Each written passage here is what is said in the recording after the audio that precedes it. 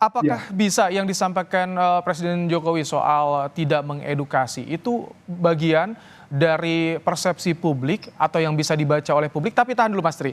Sebelumnya kita akan melihat dulu, mendengarkan Kepala Staf Kepresidenan Muldoko, ya saudara angkat bicara soal Wakil Presiden ke-10 dan ke-12 Yusuf Kala yang mengingatkan Jokowi tetap netral di pemilu 2024. Muldoko menganggap penilaian JK subjektif dan memastikan Jokowi netral dalam pemilu presiden. Kalau subjektif yang memperlakukan sebagai subjektif ya sulit melihat secara utuh begitu. Tapi kalau melihatnya secara jernih dari tataran umumnya ya itu yang berlaku. Kalau belum sudah punya subjektivitas dalam melihat sesuatu pasti akan bisa-bisa salah dalam melihat itu. Pelayanan publik kita tidak ada mengesampingkan pihak siapapun. Nggak ada di dalam pelayanan publik, oh ini kelompoknya calon nomor 1, ini kelompoknya calon nomor 2, ini nomor 3. Akhirnya pemerintah membatasi dalam memberikan pelayanan. Nah itu nggak netral. Mas Triono, sampai menjadi diskursus di ruang publik, Presiden, Istana, mantan Wakil Presiden juga berpendapat soal ini. Bagaimana Anda melihatnya, Mas Triono? iya, saya kira kita juga harus tahu seseorang narasumber tertentu, Pak JK misalnya, dia itu mendukung siapa, gitu kan? Dan Yusuf Kala saya kira sudah belak-belakan, sudah secara transparan, secara terbuka mendukung Anies Baswedan. Selesai gitu, Mas. Oke. Jadi saya kira orang bicara pasti karena ada posisinya. Saya misalnya juga punya posisi tertentu sebagai pengamat, tapi apakah saya dijamin netral? Belum tentu juga. Tapi saya independen gitu loh. Artinya apa? Jangan sampai ketika, misalnya dalam kasus debat ketika kemarin, ada yang performnya kurang bagus, kemudian diubah deh, gitu. Jangan sampai seperti itu, bahwa kemudian menyerang pribadi, coba dong moderator yang tegas. Nah, batas-batas pribadi itu apa juga harus diklarifikasi misalnya. Jangan sampai kemudian kita seakan-akan semua hal dikembalikan pada persoalan pribadi. Katakanlah kepemilikan aset dan Oke. sebagainya. Seharusnya itu dijawab dengan mudah oleh Pak Prabowo bahwa ini aset saya tahun sekian, statusnya seperti ini, dan kemudian soal data alutsista dan sebagainya yang katanya rahasia, sampaikan gitu loh. Kerahasiaannya di mana, sampai sebatas mana dan sebagainya. Itu yang saya kira untuk Pak Wihadi ya. Oke. Semoga nanti Pak Prabowo juga tahu dan Baik. Gibran juga tahu batas-batas mana yang rahasia dan bukan Oh, rahasia. dari Anda, Batas-batas mana yang menyerang dan tidak menyerang gitu. oke. Sebelum Pak Wid, Mas Islah, kalau dari Anda soal batas-batas pribadi yang disampaikan dalam debat itu bagaimana, Mas Islah? Ya, saya kira memang tidak ada batas-batas pribadi kecuali pribadi yang sifatnya sangat pribadi, yang itu pun bersifat tidak boleh dikonsumsi publik. Kalau persoalan-persoalan kepemilikan tanah, persoalan cawapresnya misalnya lewat jalur paman seperti yang dikatakan Anies, ini kan sebenarnya sudah diketahui banyak orang. Saya sebenarnya dengan Pak Jokowi mengkritik soal debat ini, Mas Baim, saya nggak kaget sih. Semua kan ingin di custom fit.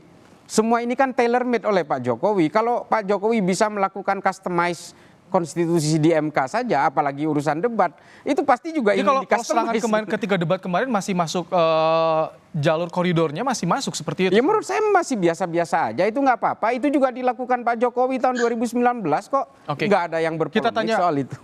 Pak Wid, bagaimana? Katanya sudah biasa-biasa saja dengan personal tersebut dan tidak ada yang sesuai koridor tentunya.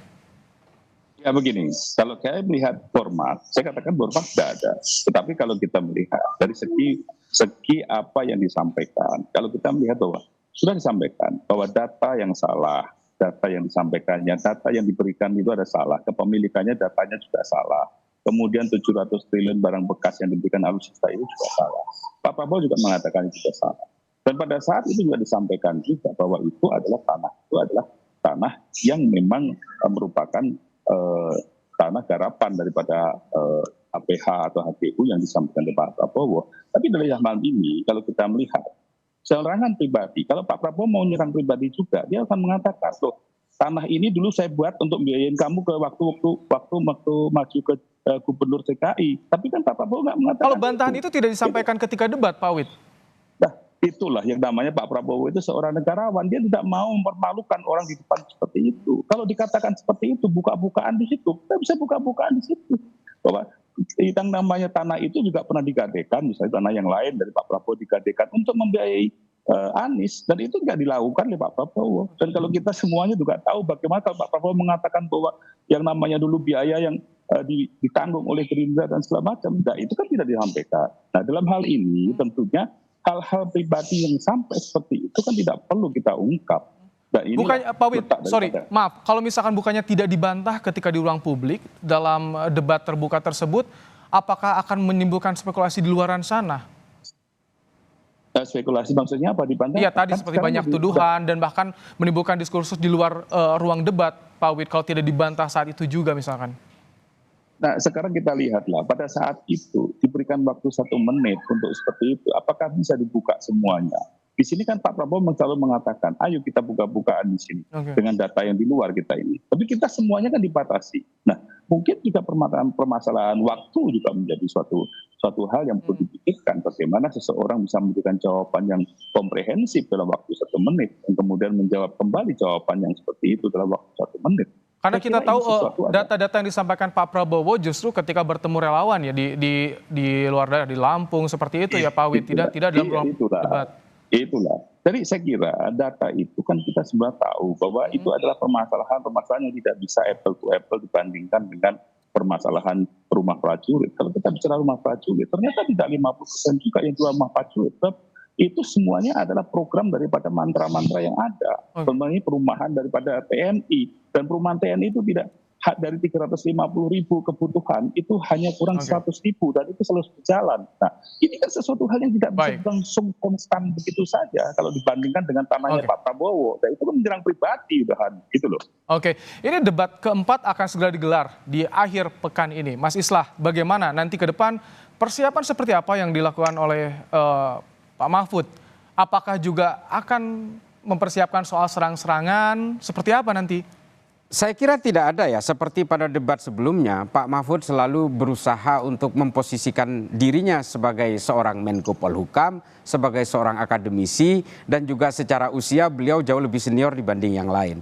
Ini selalu menjadi pegangan dari Pak Mahfud, bahwa Pak Mahfud tidak boleh terlalu agresif, tidak boleh terlalu ofensif, tapi juga tidak boleh terlalu defensif. Jadi Pak Mahfud betul-betul ingin menyajikan speak up with data, fight data with data. Jadi bukannya melawan data dengan tanpa data. Data Anda salah, tapi tidak memberikan data. Itu pragmatis nggak? Tidak terlalu ofensif, tapi tidak defensif, gimana itu? Pragmatis atau ya maksudnya itu? Ketika diserang, dia juga tidak terlalu bertahan juga. Dia pasti akan melakukan strike back, pasti. Tapi kalaupun dia harus menyerang orang, Pak Mahfud juga nggak mau. Karena Pak Mahfud juga harus memposisikan beliau sebagai seorang negarawan. Nah ini kan memang harus menjadi sesuatu yang menjadi seorang Pak Mahfud di dalam satu debat cawapres ini kan tidak mudah.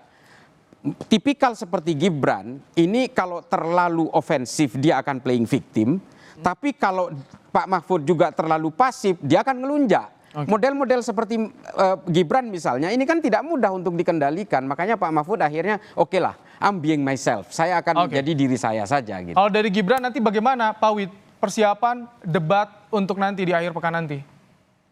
Saya kira Mas Gibran cukup belajar banyak, dan saya kira Mas Gibran juga kalau lihat dari penampilan pertama yang mungkin cukup mengejutkan semua pihak yang meremehkan, dan saya kira untuk kedua ini juga tentunya Mas Gibran tetap dengan apa yang ada di Mas Gibran yang mereka sangat-sangat menguasai permasalahan-permasalahan itu, karena sebagai singkatan-singkatan masih akan itu ada nih. Kan sekarang singkatan harus dilakukan, singkatannya apa kan harus disampaikan. Kan sudah ada KPU sudah menyatakan, ya kan? Jadi itu saya kira sesuatu hal yang sudah KPU juga sudah merevisi itu. Jadi saya kira tidak ada masalah. Mas Triyono, ini kesempatan Cawapres terakhir debat menyampaikan ide dan juga gagasan apa yang bisa publik harapkan, bisa publik tunggu soal ini, Mas Triyono. Iya, saya kira ini adalah kesempatan pembuktian kedua. Gibran awalnya saya kira disepelekan, atam sulfat lah, belimbing sayur lah, bocah ingusan apapun nama yang jelek, Paman Usman dan sebagainya. Tapi dia bisa membuktikan bahwa ukuran seperti tadi Mas Islah mengatakan melunjak atau tidak, itu juga sama kalau kita kembalikan pada debat yang ketiga ketika Ganjar dan Anies menyerang Pak Prabowo. Itu kan kalau boleh dikatakan loh, itu orang tua dan sebagainya. Sama Gibran. Gibran saya kira adalah generasi sekarang dan punya usia yang sangat jauh, senjang yang sangat jauh. Itulah maka dia jadi sorotan. Cuma kalau saya pernah menulis juga, Gibran itu kan punya dua sisi. Kalau sehari-hari dia itu irit bicara, ogah-ogahan gitu. Kalau dalam bahasa Jawa aras-arasan, jawab sekata dua kata dan sebagainya. Tapi ketika dia maju debat kemarin, wow, gitu loh. Dan itu kalau kita Prof Mahfud dan Muhaimin bagaimana, Mas Triono? Ya, saya mengatakan Prof Mahfud mungkin menjaga diri, ya, menjaga bicara, dan saya yang kaget itu Pak Muhaimin Iskandar ya, Pak, bisa underperform seperti itu. Nah, ini yang biasanya Pak Muhaimin itu lincah ngomong, berani meledek dan sebagainya, cuma ngomong selepat saja gitu, dan akhirnya ya tidak satu. Tapi dipastikan eskalasi akan terus meningkat, tensi terus meningkat karena 1, 2, 3, 4 akan terus ramai seperti itu, Mas Triono. Oh iya, apalagi yang ketika kemarin mungkin Gibran dalam tanda kutip nanti akan revenge. Oke. Mas Triono, dendam untuk Pak Prabowo. Kita lihat aja nanti ya. Mas Triono Lukmantoro, terima kasih, pengamat politik dari Undip. Pak Wi Hadi Wijanto, terima kasih, jubir TKN. Mas Islah, tim sukses Ganjar Mahfud, terima kasih telah hadir di Studio Kompas TV. Terima kasih, sehat selalu Bapak-Bapak.